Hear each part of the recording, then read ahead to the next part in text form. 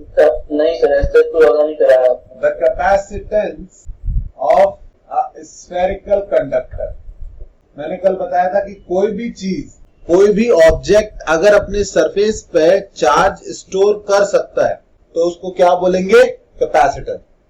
So literally everything is a capacitor, क्योंकि हर एक object अपने सरफेस पे चार्ज स्टोर कर सकता है। So how do you store charge on something? आप उसको बैटरी से कनेक्ट करते हो, ओके, और बैटरी उसके ऊपर चार्ज पुश करती है, ओके। तो सबसे simple way to charge something is to connect it with a battery. और एक बैटरी का क्या होता है? एक ईएमएफ, इलेक्ट्रोमोटिव फोर्स। बैटरी का ईएमएफ उसके टर्मिनल्स के पोटेंशियल डिफरेंस के बराबर होता है, तो इसको V से भी रिप्रेजेंट कर सकते हैं। अच्छा, ये ध्यान रखना, इस बैटरी के दोनों टर्मिनल अगर से कनेक्ट कर दिए तो इसमें से करंट फ्लो होने लग जाएगा, इधर से जाएगा, इधर से आ जाएगा। तो अगर चार्ज करना है तो आप सर्किट को कंप्लीट नहीं करोगे, सर्किट को दूसरी तरफ क्या कर सकते हो? Your option is to connect it to the earth, okay. Earth से कनेक्ट कर दिया तो बैटरी जो है वो इसके ऊपर चार्ज सेंड करेगी और उतना ही चार्ज अर्थ से खींच लेगी। Earth is a zero potential object, बहुत बड़ी रेडियस होती है अर्थ की, तो अर्थ को आप बहुत इजीली चार्ज दे सकते हो और अर्थ से आप इजीली चार्ज ले सकते हो। तो ये बैटरी जो होती है, सेल या बैटरी या ईएमएफ जो भी बोलो, इसकी क्या प्रॉपर्टी होती है? इसका एक पॉजिटिव टर्मिनल होता है जिसका बहुत हाई पोटेंशियल होता है, मतलब पॉजिटिव चार्जेस इकट्ठे हैं, और एक नेगेटिव टर्मिनल होता है जिसका बहुत लो पोटेंशियल होता है, मतलब नेगेटिव चार्जेस बोल सकते हो आप। तो जो पॉजिटिव चार्जेस है वो एक दूसरे को रिपेल कर रहे हैं, एक दूसरे से दूर जाना चाहते हैं। जैसे ही आपने एक स्फीयर को कनेक्ट किया, वो पॉजिटिव चार्जेस यहां से भागने लगते हैं और किसके ऊपर पहुंच जाते हैं? स्फीयर के ऊपर। आ रही है बात समझ में? तो मान लो क्या बेटा, ये हो गया था। पहले इसका मैंने कैपेसिटेंस बता दिया था आपको, ठीक है। तो इस पर Q चार्ज आ गया, तो कब तक बैटरी इसको चार्ज करेगी? जब तक स्फीयर का पोटेंशियल, जिसका फॉर्मूला हमने पहले पढ़ा है KQ/R, जब तक स्फीयर की सरफेस का पोटेंशियल KQ/R किसके बराबर नहीं हो जाता? बैटरी के ईएमएफ के बराबर। तो K को लिख सकता हूं 1/4πε0 Q/R इक्वल्स टू बैटरी का ईएमएफ यानी V, और Q की वैल्यू आ गई 4πε0 R इंटू V।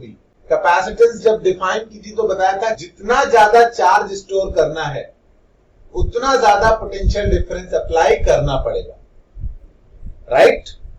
और जो कांस्टेंट ऑफ प्रोपोर्शनलिटी आता है that is your capacitance, Q equals to CV। यहां पर C की वैल्यू किसके बराबर हो गई? 4πε0। समझ में आई बात? कैपेसिटेंस की यूनिट बता दी थी मैंने, SI यूनिट। कैपेसिटेंस का फॉर्मूला क्या निकला था? Q/V, okay. एक सेकंड, कैपेसिटेंस का फॉर्मूला निकला था, capacitance is charge per unit volt. मैंने बताया था अगर आपने 50 कूलम चार्ज स्टोर किया with the use of 10 volt battery तो बोल सकते हो capacitance is 5 coulomb per volt. इसकी यूनिट है 5 फैराड, ओके। कैपिटल F से रिप्रेजेंट करते हैं। ऐसा यूनिट बता दी थी, फॉर्मूला बता दिया, मीनिंग बता दिया, और सबसे simple capacitor of A spherical conductor की कैपेसिटेंस बता दी 4πε0R।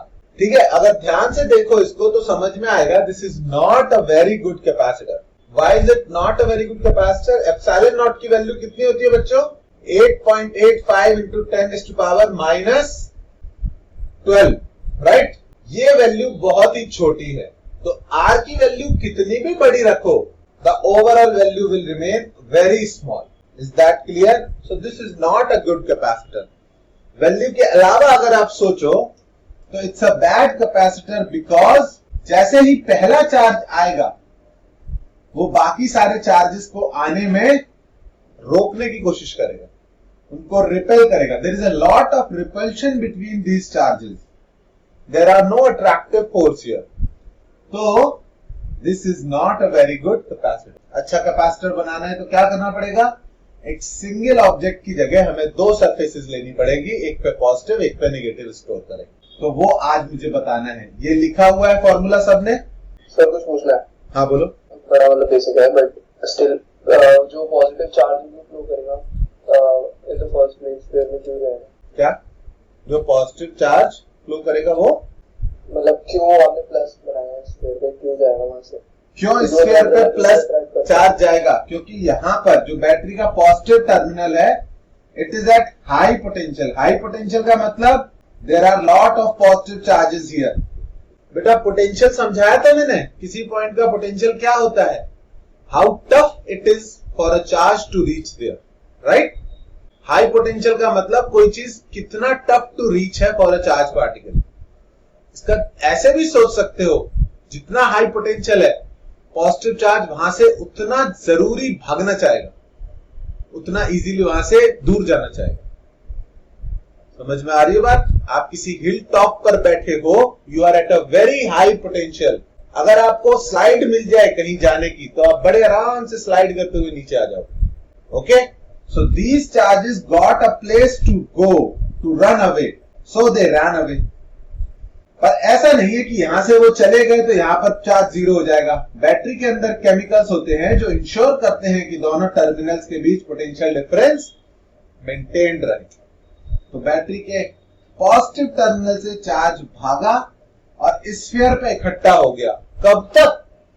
जब तक स्फीयर का पोटेंशियल भी बैटरी की उस प्लेट के पोटेंशियल के बराबर नहीं हो जाता।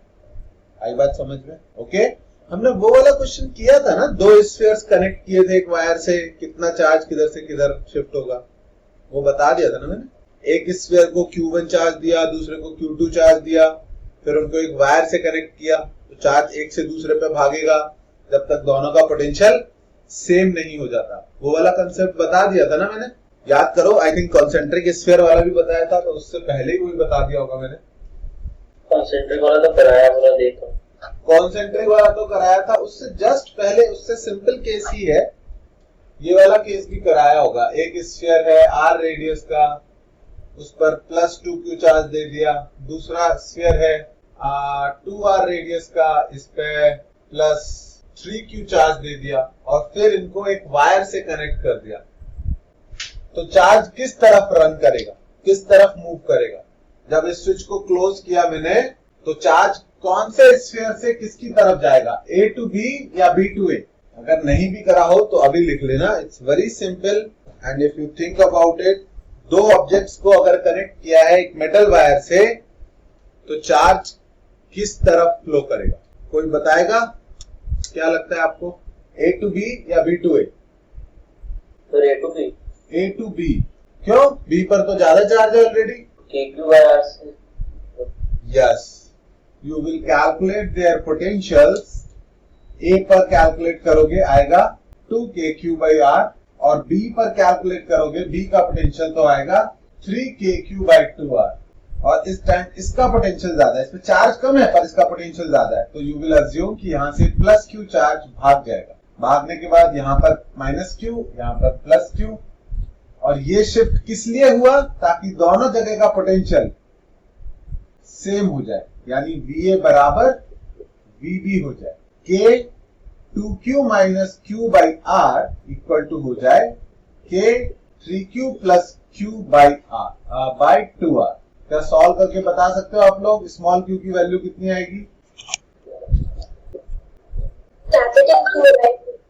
Capital Q by 2। ठीक है, इजियर, अब समझ में आ गया होगा। ठीक है, तो दैट वाज द कॉज कि बैटरी से स्फीयर पर चार्ज क्यों भागा।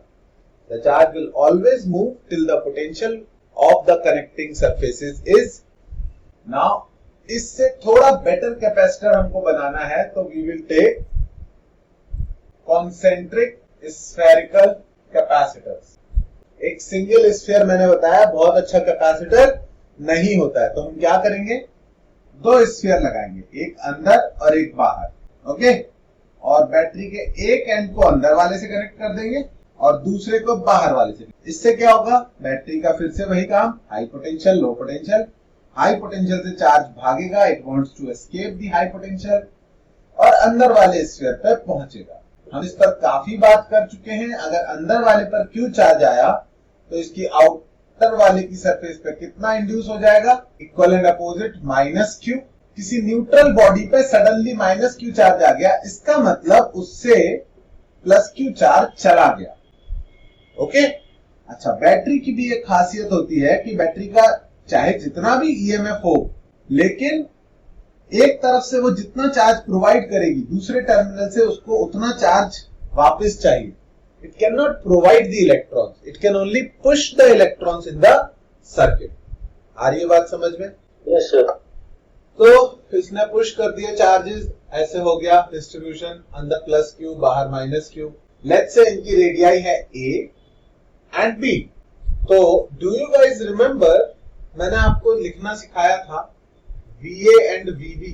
अगर दो कॉन्सेंट्रिक स्फीयर हैं, दोनों पे चार्जेस पता है Q1 Q2, कई सारे केसेस लिए होंगे। तो पोटेंशियल एट A, अंदर वाले सरफेस का पोटेंशियल कितना लिखोगे?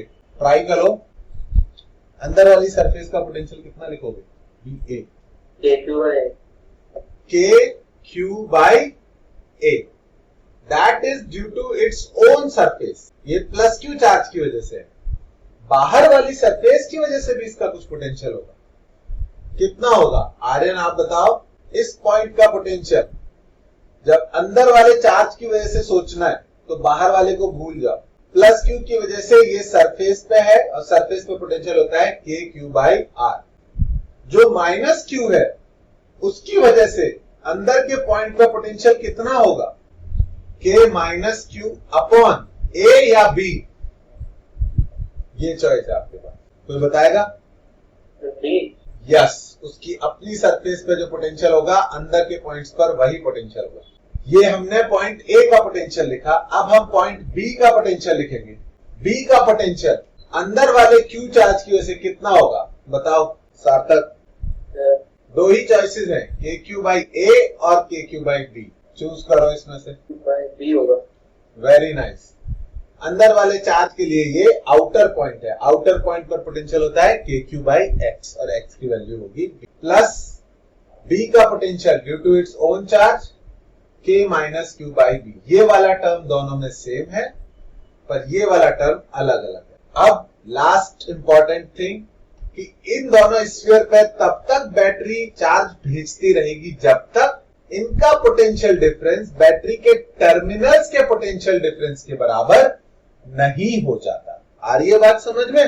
बैटरी के टर्मिनल्स के बीच जो पोटेंशियल डिफरेंस है वो चाहेगी कि सामने वाले ऑब्जेक्ट्स पर भी उतना ही पोटेंशियल डिफरेंस हो, नहीं होगा तो वो चार्ज सेंड करती रहेगी। तो VA माइनस VB की वैल्यू इन दोनों को माइनस कर दो तो आई थिंक दिख जानी चाहिए KQ 1 by A minus 1 by B। ये वाला टर्म माइनस हो जाएगा और ये वाला टर्म कट जाएगा, मैं काट देता हूं। Okay, is equals to EMF की वैल्यू कितनी है? इसको एक स्टेप आगे सॉल्व करोगे तो Q की वैल्यू आएगी 4 pi epsilon naught. Single sphere के केस में क्या आंसर आया था? 4 pi epsilon naught R। Double के केस में आएगा 4 pi epsilon naught AB upon B minus A into B। ये बहुत important. What is this? This is capacitance of a concentric spherical capacitor. Q is equals to CV से compare करो। Capacitance आपको दिखाई दे रहा है, कैपेसिटेंस आपकी आई 4 pi epsilon naught AB upon B minus A। याद भी होना चाहिए, ये नीट वालों को याद होना चाहिए, जेई वालों को इसका प्रूफ भी पता होना चाहिए। ओके सर, एक बार वापस बता दो Q की वैल्यू कैसे है? कौन से Q की वैल्यू? Sir 4 pi epsilon. अरे मैंने दो स्टेप एक साथ किया। पहले तो मैंने K की value 1 upon 4 pi epsilon not लिख दी और इधर एलसीएम ले लिया AB और ये चला गया B और ये हो गया माइनस A। खुद से करके देखो, ये स्टेप हो जाएगा तुमसे। ठीक है, एलसीएम लेके और बस B माइनस A कर दिया और फिर सब कुछ को दूसरे साइड फेंक दिया।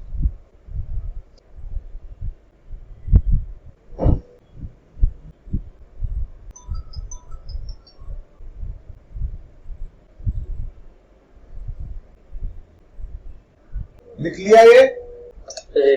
हो गया? बताओ। हाँ जी सर। अच्छा, अगर कोई पूछ ले आपसे कि ये जो फॉर्मूला है Q equals to CV, this is true for all capacitors. Okay, सभी कैपेसिटर्स के लिए ये फॉर्मूला यूनिवर्सल है. तो इफ समबडी आस्क्स यू कि जो कैपेसिटेंस है is it directly proportional to charge और inversely proportional to potential across it, तो आप क्या बोलोगे? अगर कोई बोले is the capacitance directly proportional to charge on it, तो would you mark it true और would you mark it false? Theoretical question, common sense से बताना है. बोलो. देखो 50% तो तुम सही बताओगे, है ना? तो चिंता मत करो. क्या होगा? ये क्या आंसर दिया तुमने? ट्रू. तो ये स्टेटमेंट ट्रू होगा या फॉल्स होगा? ये स्टेटमेंट फॉल्स होगा. जितना चार्ज हो this statement is false. That's like I am asking you F equals to ma होता है तो m is equals to F by a. तो क्या मास फोर्स के प्रोपोर्शनल है? नहीं, फोर्स एक्सेलरेशन के प्रोपोर्शनल है. m तो प्रोपोर्शनलिटी कांस्टेंट है, उसकी वैल्यू F और a पे चेंज नहीं होती. ऐसे ही कैपेसिटेंस इज द कांस्टेंट. ये चार्ज और पोटेंशियल एक दूसरे के प्रोपोर्शनल है. Is that clear? Yes sir. अभी बहुत क्लियर लग रहा है. ये एग्जाम प्रेशर में ना ये क्लियर नहीं लगता लोगों को, तो इसको लिख लेना, ठीक है? यस. और ध्यान रखने के लिए साइड में ये लिख देना. नहीं सर, अभी आप कुछ बता रहे थे कि मतलब जितना चार्ज मात्रा था वो नए चार्ज माने से उतर रिपेल करता है, वो क्या चीज थी? वो तो मैं ये बता रहा था कि एन ऑब्जेक्ट जिसमें चार्जेस एक दूसरे को ज्यादा रिपेल कर रहे हैं वो बहुत अच्छा कैपेसिटर नहीं होगा. अच्छा कैपेसिटर बनाना है तो दो प्लेट्स रखनी चाहिए ताकि पॉजिटिव और नेगेटिव दोनों तरह का चार्ज हो. वो बताता हूं, पर पहले इसको लिख लो क्योंकि ये बहुत ही सिंपल सा स्टेटमेंट है. तो गलत कराए तो बहुत ही दुख होगा. और ये किसी भी चैप्टर में पूछा जा सकता है. ये तो एक ही फॉर्मूला. ओके, किसी भी चैप्टर में इस चीज को घुमा के पूछा जा सकता है. V is equals to IR में कोई पूछ ले, क्या रेजिस्टेंस पोटेंशियल डिफरेंस पे डिपेंड करती है? नहीं, रेजिस्टेंस वायर की कांस्टेंट होती है. पोटेंशियल डिफरेंस और करंट एक दूसरे पे डिपेंड करते हैं. आई बात समझ में? Yes sir. तो सिंपल थ्योरी कंसेप्ट है वो. बाकी मैं जो आर्यन ने पूछा मैं एक सेकंड बताता हूँ. पहले इसको हटा दो. जो हमने कॉन्सेंट्रिक स्फीयर वाला कैपेसिटेंस निकाला, कॉन्सेंट्रिक स्फीयर वाला कैपेसिटेंस निकाला, कैलकुलेट किया, वो आया 4 pi epsilon naught AB upon B minus A. अभी भी एप्सिलॉन नॉट की वैल्यू तो बहुत छोटी है, लेकिन अब हमें स्फीयर्स बहुत बड़े बनाने की जरूरत नहीं है. अगर हम उनका गैप बहुत कम कर देंगे, ये वैल्यू कितनी कर देंगे? बहुत छोटी, 0.00000001, तो अपने आप कैपेसिटेंस की वैल्यू बहुत ज्यादा इंक्रीज हम कर सकते हैं. आ रही है बात समझ में? Yes sir. हाँ, और ये बहुत क्लोज आने से, इनकी रेडियाई बहुत क्लोज आ जाएंगी, तो उससे मतलब प्रैक्टिकली क्या असर पड़ रहा है?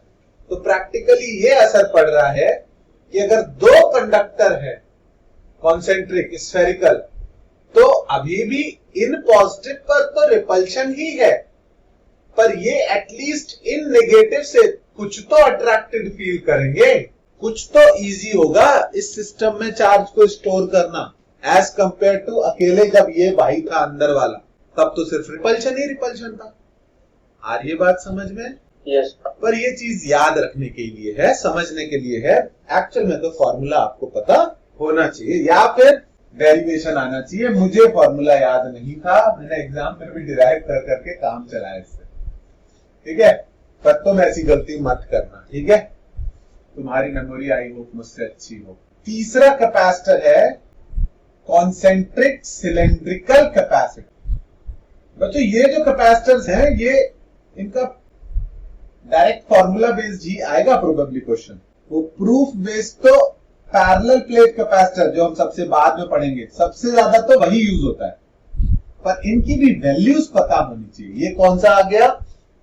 Concentric cylindrical capacitor. दो सिलेंडर है अंदर बाहर, एक की रेडियस है A, दूसरे की है B.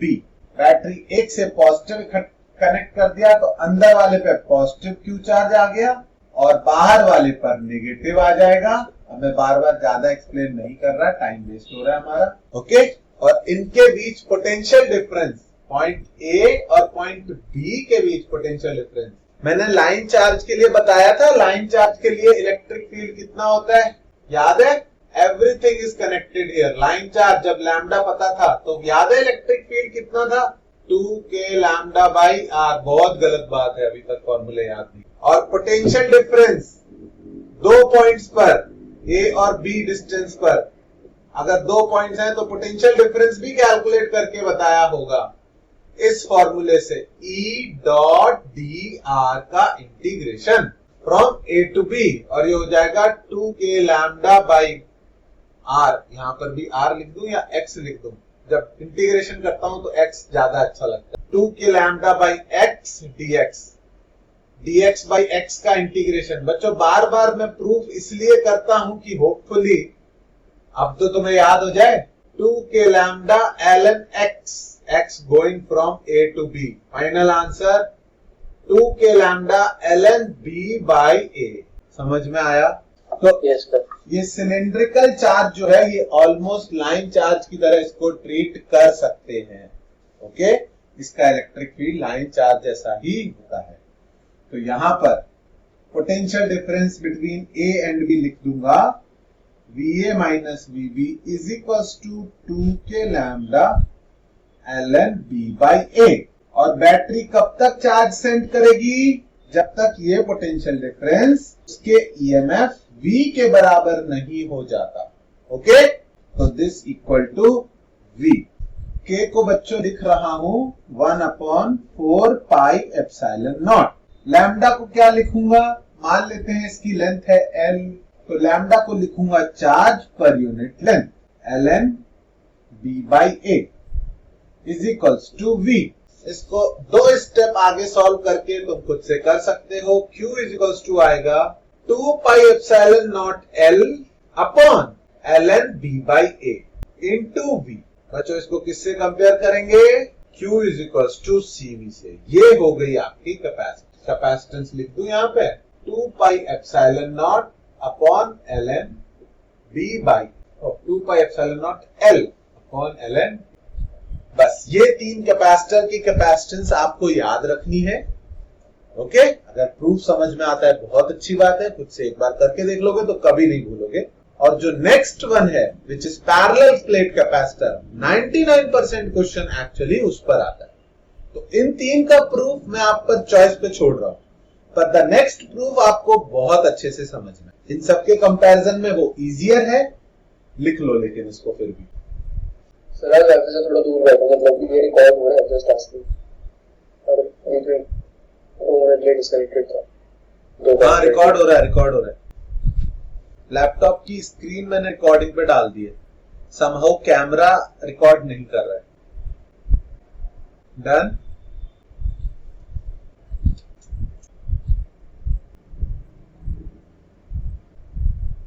ओके हो गया होगा आई थिंक।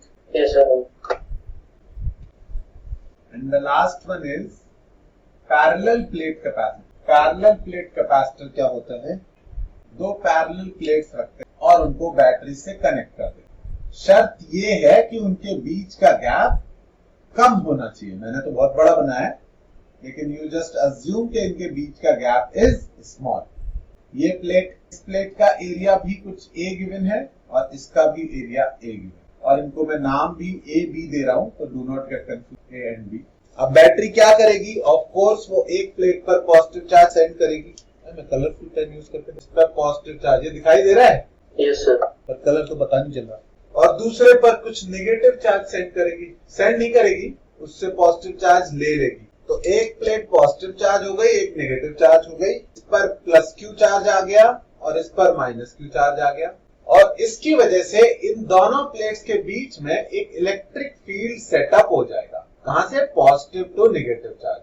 अब देखो, पैरेलल प्लेट की वजह से electric field due to a infinitely large charged plate हम कैलकुलेट कर सकते हैं। किसकी मदद से? गॉस लॉ की मदद। अगर एक इनफाइनाइटली लार्ज चार्ज प्लेट है, मतलब जिसके एंड पॉइंट्स बहुत दूर है, हमें दिखाई नहीं देता, तो इसकी वजह से इलेक्ट्रिक फील्ड पहली बात तो यूनिफॉर्म होगा, मतलब सब जगह पर वैल्यू सेम आएगी। Okay, electric field infinitely large है तो सब जगह पर इलेक्ट्रिक फील्ड की वैल्यू सेम आएगी। ठीक है, तो अगर हमें इसकी वजह से इलेक्ट्रिक फील्ड कैलकुलेट करना है तो मैं बोल सकता हूं यहां पर भी फील्ड E होगा और यहां पर भी फील्ड E। अब आपको याद हो कि इलेक्ट्रिक फील्ड कैलकुलेट करने के लिए हम क्या करते थे, किसी भी शेप का गॉसियन सरफेस बनाते थे, और अगर ये पैरेलल प्लेट है बहुत बड़ी और मैंने एक सिलेंडर इसमें से क्रॉस करा दिया, तो वो सिलेंडर इसमें एक होल बना देगा या नहीं? उस होल में जितना चार्ज होगा वो चार्ज इनसाइड द सिलेंडर हो जाएगा। क्या ये बात समझ में आती है? ये जो सरफेस है इस पर मैं गॉस लॉ लगाना चाह रहा हूं। उसको कौन सी सरफेस बोल रहा हूं? गॉसियन सरफेस, यानी इस पे गॉस लॉ अप्लाई करना चाहता हूं। बच्चों, गॉस लॉ क्या कहता है? किसी भी क्लोज सरफेस के थ्रू नेट फ्लक्स जिसकी वैल्यू होती है E डॉट A, उसकी वैल्यू किसके बराबर होती है? Charge inside divide by epsilon naught, Q in by epsilon not के बराबर होती है। तो अब तुम देखोगे कि इस क्लोज सरफेस में दो तरफ से फील्ड लाइन बाहर निकल रही है, एक तो इधर और एक इधर, और फ्लक्स हो जाएगा E इंटू एरिया एक साइड के लिए, अगर इसका एरिया कुछ A मान लो, और E इंटू एरिया दूसरी साइड के लिए। भले ही फील्ड अपोजिट डायरेक्शन में है, पीछे और आगे, इस क्लोज्ड सरफेस के लिए दोनों तरफ से फील्ड बाहर आ रहा है। और मैंने बताया था कि बाहर आते हुए फ्लक्स को पॉजिटिव लेते हैं क्योंकि पॉजिटिव चार्ज का फ्लक्स बाहर निकलता है, और अंदर जाते हुए फ्लक्स को नेगेटिव लेते हैं क्योंकि नेगेटिव चार्ज का फ्लक्स नेगेटिव होता है। तो बाहर आते हुए फ्लक्स को पॉजिटिव लिखा मैंने दोनों को। वैसे भी डॉट प्रोडक्ट पॉजिटिव आएगा, इसका एरिया वेक्टर इधर है जबकि इसका एरिया वेक्टर इधर है, तो डॉट प्रोडक्ट लिखता तब भी पॉजिटिव आता। इज इक्वल्स टू इस एरिया में फंसा हुआ चार्ज कितना होगा, उसके लिए इस इनफाइनाइट प्लेट का आपको गिवन होगा सिग्मा। सिग्मा होता है बच्चों चार्ज पर यूनिट एरिया, तीन होते हैं ये। लैम्डा होता है चार्ज पर यूनिट लेंथ, सिग्मा होता है चार्ज पर यूनिट एरिया, और रो होता है चार्ज पर यूनिट वॉल्यूम। ये density, areal density, linear density. आई बात समझ में? तो यहां पर सिग्मा गिवन होगा तो Q की वैल्यू आप लिख सकते हो sigma into area upon epsilon naught. Q is equal to sigma into area, और E की वैल्यू आएगी 2EA लिख देता हूं, अरे 2EA is equal to sigma into area upon epsilon naught. Area से एरिया गया बच्चों, याद कर लो या समझ लो। Electric field due to infinite plate is sigma by 2 epsilon naught. आई बात समझ में या नहीं? पता था आप लोगों को, पहले से याद था ये फॉर्मूला? अगर याद था तो बहुत अच्छी बात है, नहीं याद था तो अब से याद रखना है। प्रूफ समझना है तो प्रूफ भी समझ सकते हो, अच्छा रहेगा तुम्हारे लिए। अब मुझे ये बताओ कि अगर एक की वजह से सिग्मा बाय 2 एप्सिलॉन नॉट है, यहां पर इन प्लेट्स के बीच में इन दोनों का इलेक्ट्रिक फील्ड ऐड होगा या सब्ट्रैक्ट होगा? ऐड अप होगा या कैंसिल आउट होगा? ये बताओ। एक पॉजिटिव प्लेट है, पॉजिटिव प्लेट का फील्ड कैसा होगा? पॉजिटिव चार्ज से दूर जाते हुए। और नेगेटिव चार्जेस का फील्ड कैसा होता है? उनके पास आते हुए। तो बीच के पॉइंट्स पे इन दोनों का फील्ड एक्चुअली ऐड अप हो जाएगा। तो जो electric field between the plates है उसकी वैल्यू हो जाएगी 2 into sigma by 2 epsilon not. एक प्लेट की वजह से सिग्मा बाई 2 एप्सिलॉन नॉट, दो की वजह से 2 into sigma by 2 epsilon. Electric field आ गया सिग्मा बाई एप्सिलॉन नॉट। समझ में आया सबको? अगर इलेक्ट्रिक फील्ड पता चल गया तो इन दो प्लेट्स के बीच potential difference VA minus VB calculate कर लेंगे। पर पहले इतना नोट डाउन करो,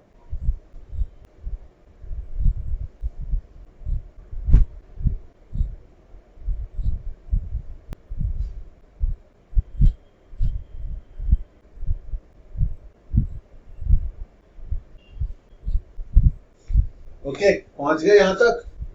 ओके, दो चीजें याद रखनी है। इनफाइनाइट लार्ज प्लेट के लिए electric field sigma upon 2 epsilon not होता है। हम यहाँ पे क्यों यूज कर पा रहे हैं इनफाइनाइट का फॉर्मूला? क्योंकि प्लेट्स एक दूसरे के बहुत क्लोज हैं। The plates are very close to each other. अगर दे फार अपार्ट होंगे तो हम ये फॉर्मूला यूज नहीं कर सकते। ओके, तो VA minus VB, the general formula is E dot dr from A to B। लेकिन इस केस में इलेक्ट्रिक फील्ड यूनिफॉर्म है, कांस्टेंट है, सिग्मा बाई एप्सिलॉन नॉट। वो इंटीग्रेशन से बाहर निकल जाएगा, हो जाएगा, अरे ऐसे ही रखता हूं, वैल्यू ही रखता हूं, ई डॉट कितना हो जाएगा, dr vector from a to b which is nothing but e vector dot ab vector. ab vector कितना है, उसकी लेंथ d, तो electric field into d distance. ये थोड़ा याद रखने वाला इंपॉर्टेंट पॉइंट है, v is equal to e into d, electric field into distance between the point. मैंने पहले भी समझाया था, इलेक्ट्रिक फील्ड बच्चों होता है न्यूटन पर कूलम, और d डिस्टेंस से आ गया मीटर, तो ये बन गया न्यूटन मीटर पर कूलम। न्यूटन मीटर होता है जूल, जूल पर कूलम, जूल पर कूलम होता है वोल्ट, पोटेंशियल डिफरेंस। ओके,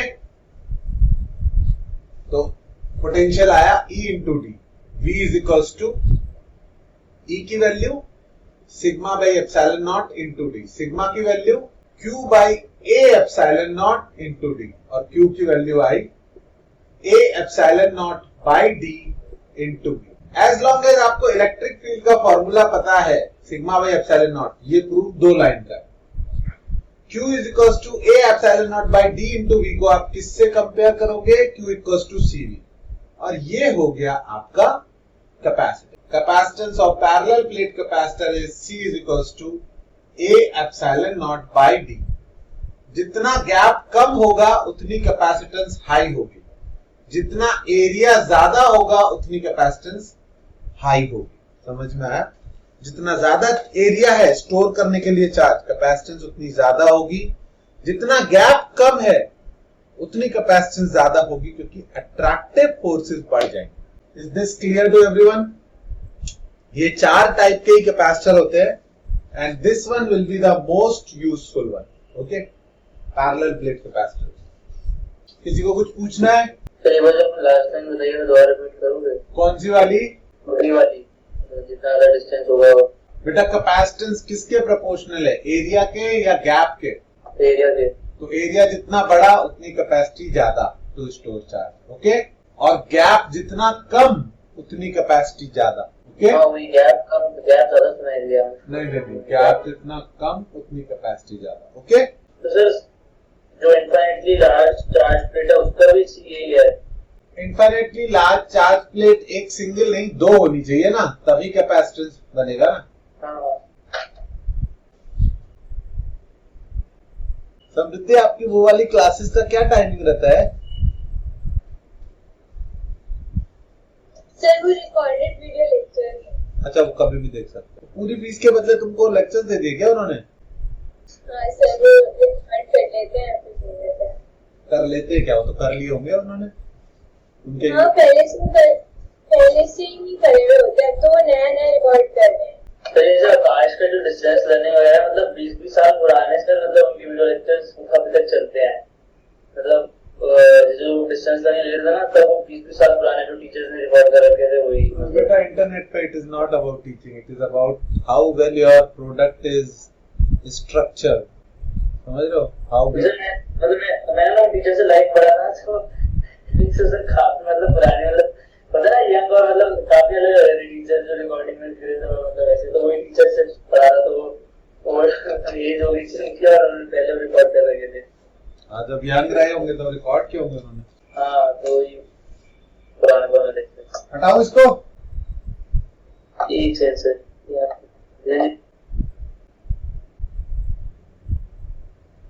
ठीक है, क्योंकि ये सबसे इंपॉर्टेंट है तो मैं एक बार फिर से बताऊंगा।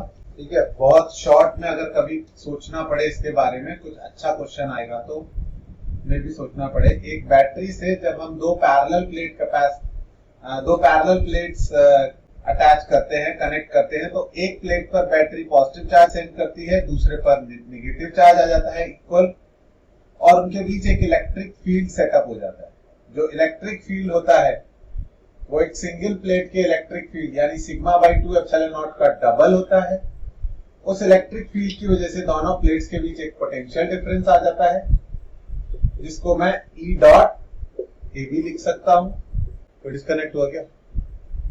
E डॉट ए बी लिख सकता हूं। ये हो जाएगा E into D is equal to V, V is equal to Q by ये क्या है, सिग्मा बाई एप्सिलॉन नॉट, और सिग्मा को क्या लिख सकते हैं, Q by A epsilon naught. तो Q by A epsilon naught into D, और क्यू की वैल्यू कितनी आई, A epsilon naught by D into V, Q is equals to C we.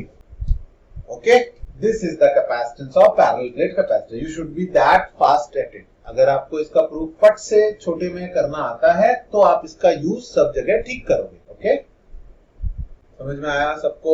Done. हटाऊं इसको भी, लिख तो चुके ही हो तुम ऑलरेडी, एक बार इसको हटा सकते हैं। ठीक,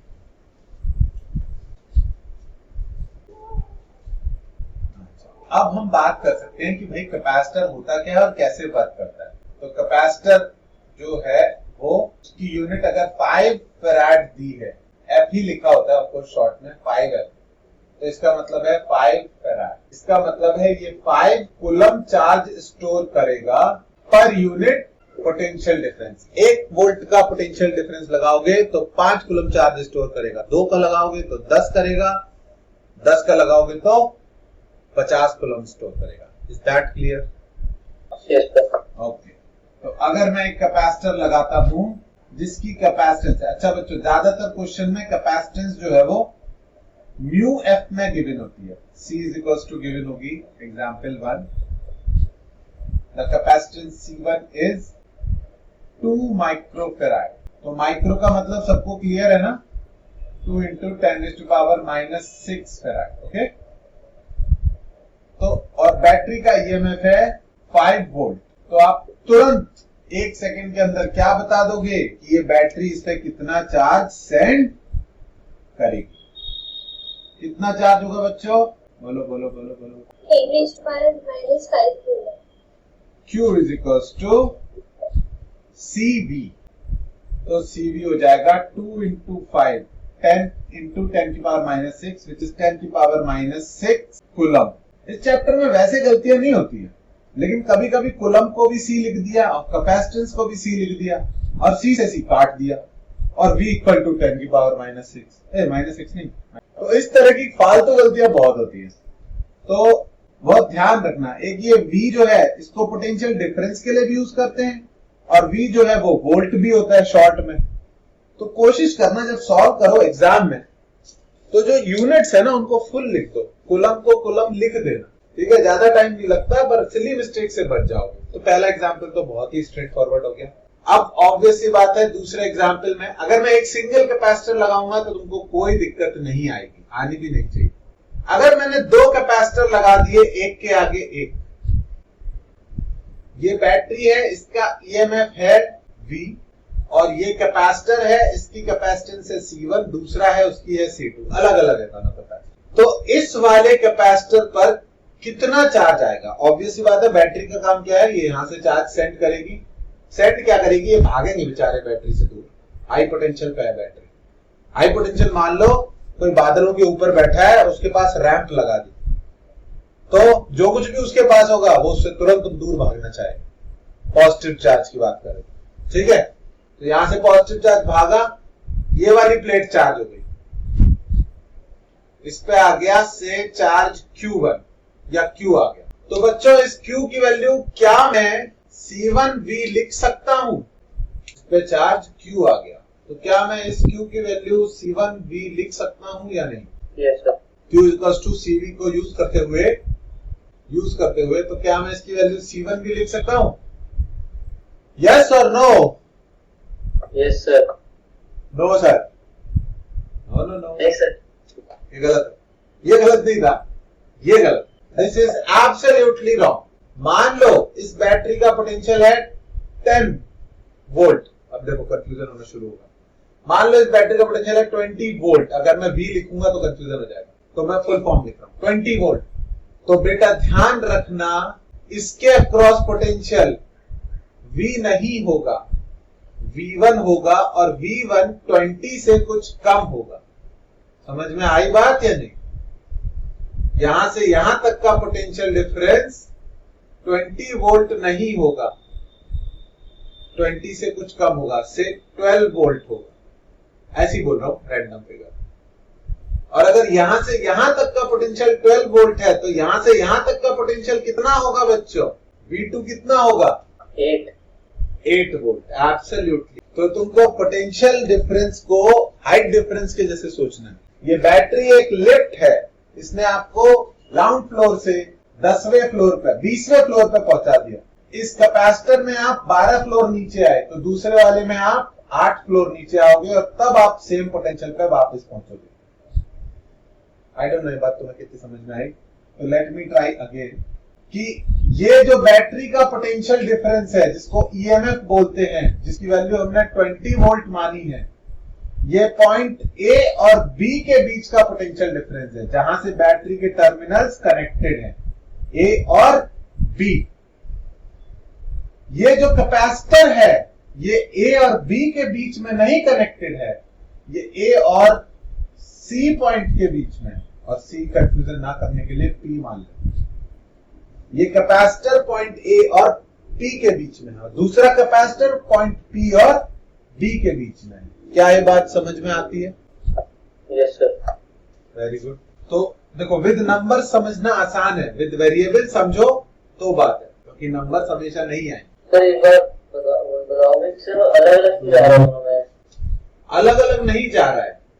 पोटेंशियल डिफरेंस ऐसे समझना। कैसे समझेगा? इसको हटाओ पहले, तो जगह बनाओ। ये है पॉइंट ए बच्चों, ये है पॉइंट बी और ये है पॉइंट VA माइनस VB। याद है कितना होता है? Work done to bring the charge from B to A per unit charge. याद आया? Yes sir. और VA माइनस VC कितना होगा? Work done to bring the charge from C to A per unit charge.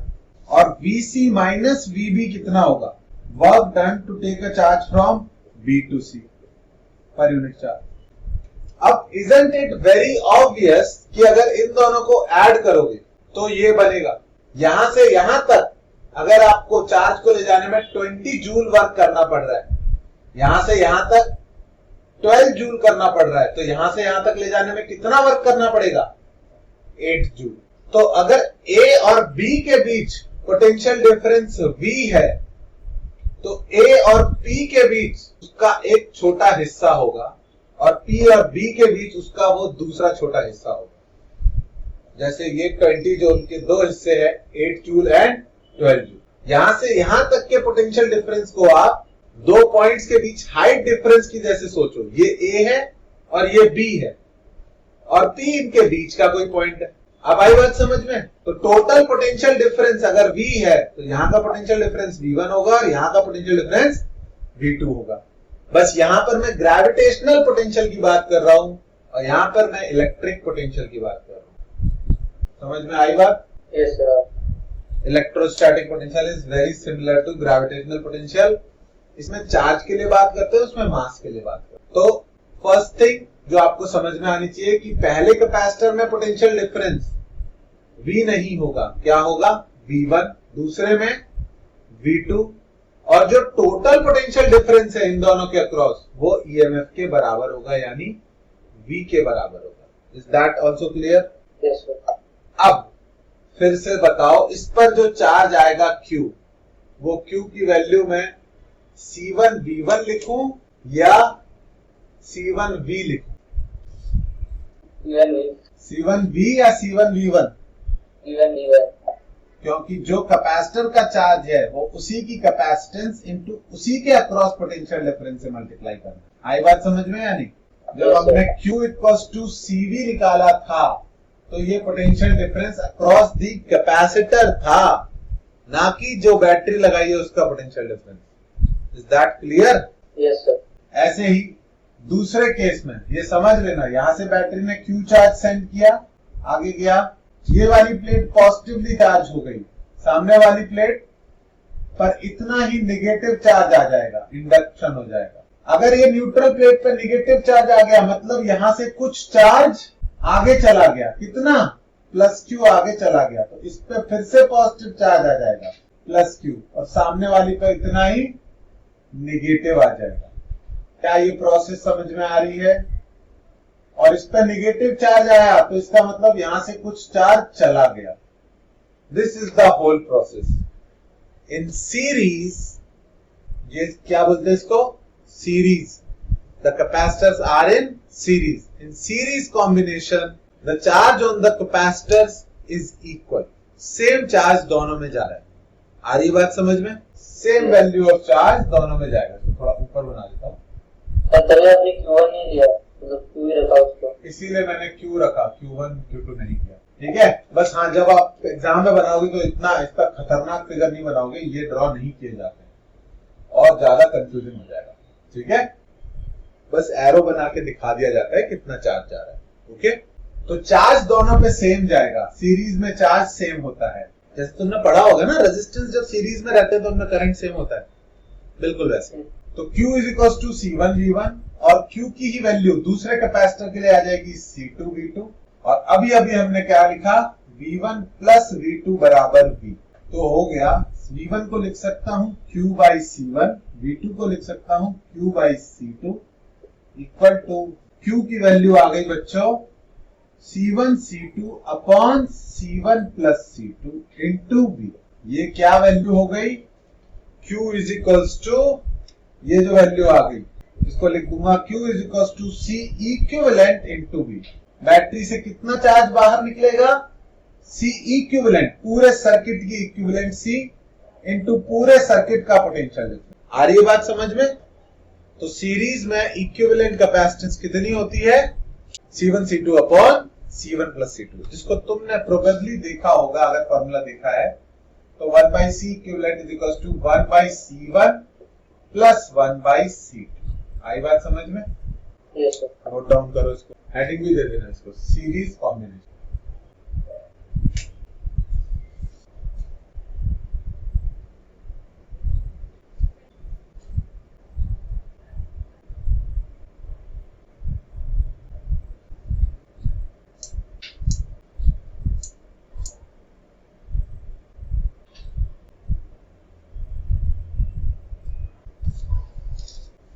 Okay, हटाओ इसको. Yes. 3 capacitor लगा दिए मैंने. ओके, इस तरह 2 ही लगा. C1 is 6 farad, C2 is 3 farad और EMF is 12 volt. Okay, calculate potential difference across each capacitor. दोनों कैपेसिटर के अक्रॉस पोटेंशियल डिफरेंस कितना कितना होगा. सॉल्व करके दिखाओ इसको. सर 4 आ रहा है V1 और 8 आ रहा है V2. हाँ भाई, कैसे करना है इसको सॉल्व. इक्विवेलेंट कितना आएगा, C1 C2 upon C1 plus C, that is 2 microfarad. Battery से कितना चार्ज निकलेगा, Q is equals to equivalent into total potential. वो हो जाएगा 2 इंटू 12 24 कूलम. और फाइनली जो भी बैटरी से चार्ज निकलेगा दोनों पर सेम जाएगा क्योंकि दोनों सीरीज में है. तो इस पर भी 24 और इस पर भी 20. V1 कितना हो जाएगा, Q1 by C1 that is 4 volt और V2 हो जाएगा Q2 by C2. Of course Q1 Q2 same है, 24 बाई 3 दैट इज 8 वोल्ट. आई बात सबको समझ में? ओके, कैसे करते हैं क्वेश्चंस. पढ़ा दो ना इसको, कर दिया ना. EMF बच्चों 30 वोल्ट लिखा है. ठीक है, what is the potential difference between point A and B, ये बताना है. A और B के बीच क्या पोटेंशियल डिफरेंस है, VA माइनस. चलो सर रैशनल आ सकता है. सर क्या रैशनल आ सकता है. हाँ बिल्कुल बिल्कुल. तो 3/5 माइनस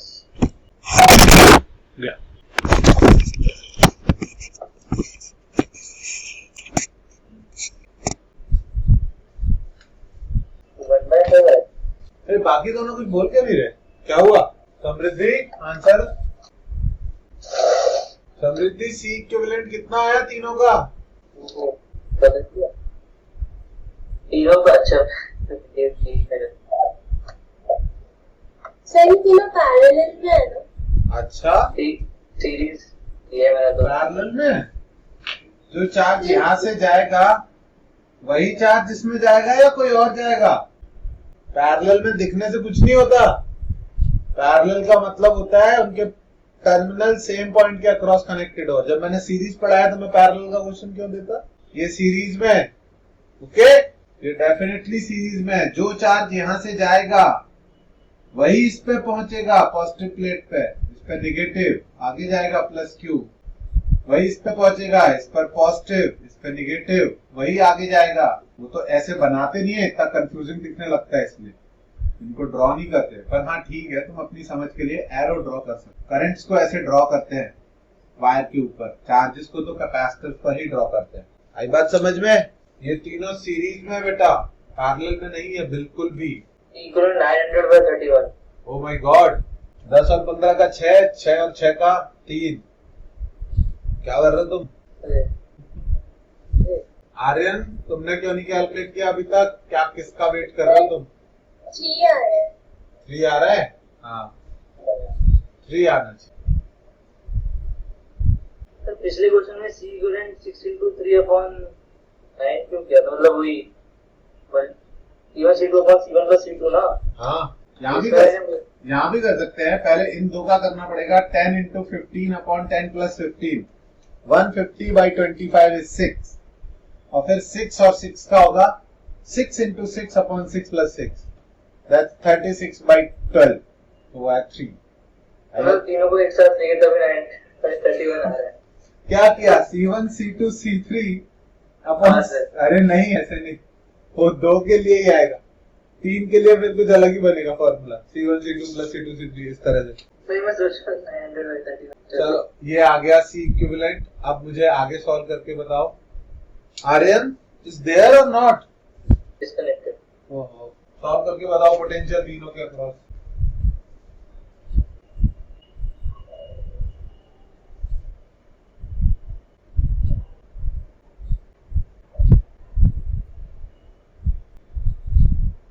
सर हाँ बोलो। सर 9 6 15 आ रहा है सर। अब V हमारे VB में क्या करेंगे? अरे वो छोड़ो, इसका पोटेंशियल डिफरेंस यहाँ से यहाँ तक कितना है? 9। V1 आया होगा 9 वोल्ट। बहुत बढ़िया। तो इस कैपेसिटर के across potential difference is 9 volt, और इस कैपेसिटर के अक्रॉस पोटेंशियल डिफरेंस V2 कितना आया? 6 वोल्ट। यहाँ तक सब लोग पहुंच गए? समृद्धि भी आ गई? Yes sir. अगर वहां 9 है, यहाँ 6 है, तो यहाँ से यहाँ तक कितना होगा? 9 + 6। समझ में आ रहा है या नहीं? Yes sir. नहीं तो नेमिंग कर लो, P पॉइंट मान लो इसको। V1 is potential difference between A and P, and V2 is potential difference between P and B। Add कर दोगे तो क्या हो जाएगा? A एंड B के बीच का पोटेंशियल कितना आया? 9 + 6, that is 15 volts. Okay okay, हटाओ उसको भी। अब अगर मैं कैपेसिटर को सीरीज की जगह पैरेलल में लगाऊं, पैरेलल कॉम्बिनेशन मतलब इस तरह से, एक कैपेसिटर इधर और एक कैपेसिटर इधर,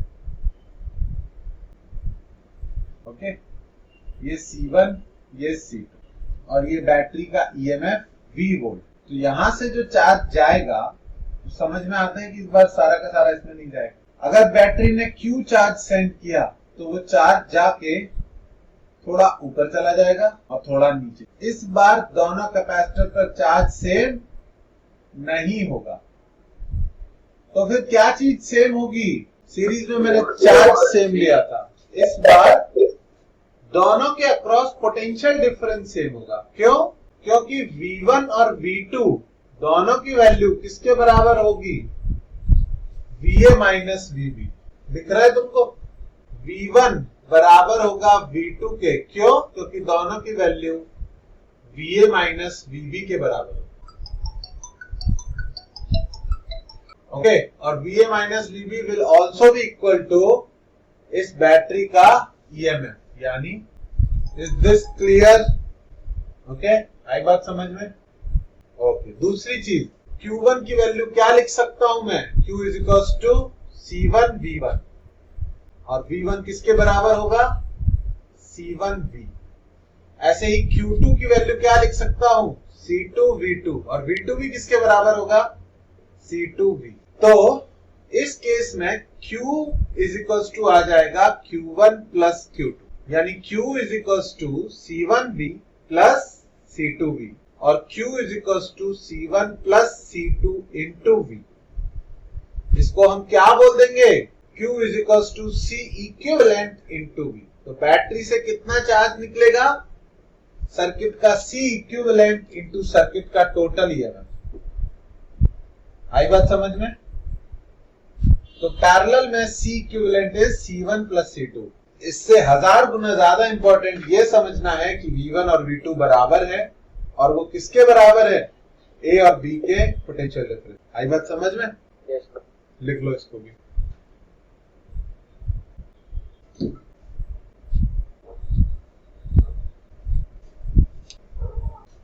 बच्चों लिख लिया ये? हटाओ उसको। बच्चों मेरी क्लास है 9:30, मुझे लगा टाइम नहीं हुआ। इसको लिख लिया आपने, पैरेलल और सीरीज कॉम्बिनेशन। Yes. अब आपका टारगेट है ये क्वेश्चन सॉल्व करने का। पैरेलल भी है और सीरीज भी। हाँ, पहले ये क्वेश्चन सॉल्व कर। कैलकुलेट क्या करना है आपको, ध्यान से सुन लो। इन पर कितना कितना चार्ज आएगा वो कैलकुलेट करना है। C इक्विवेलेंट तो सबको पता है, इंडिविजुअली किस कैपेसिटर पर कितना चार्ज आएगा ये कैलकुलेट करना। ठीक है,